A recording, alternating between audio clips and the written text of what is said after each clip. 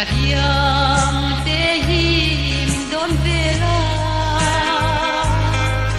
le lai partan in kan bang kwa tin tin dona now ang nui du na dual zelin tin la ya ithale chi wa ring lo isap mel mo at har zelang kan tiam thu zong te lai kum zala ka don pui I an ka le isap mel moi at sam ringang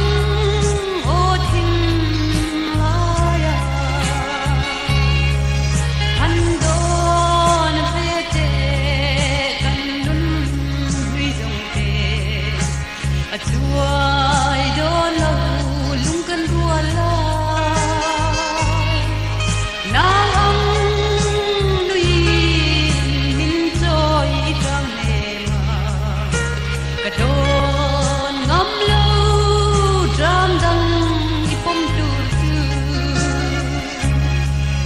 dual zelin tin la ya I phale thi wa ka ring lo isap mel mo at har zelang kan tiam thu zong te lai kum zala ka don pui I an ka le isap mel moi at sam ringang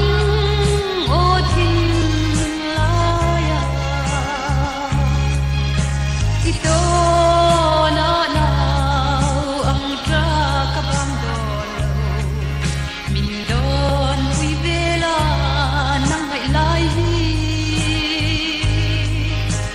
akyang nge yang lamang lo hui la chun toy lo ariang lungdam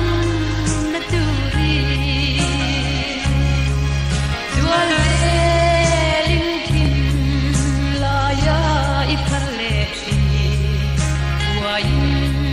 ka ring lo isap mel mo at har zelang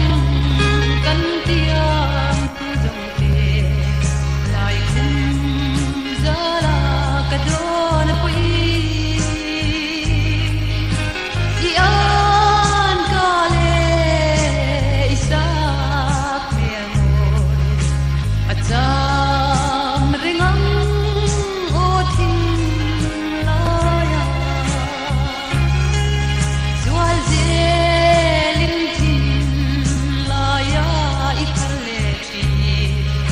wa ring lo isap me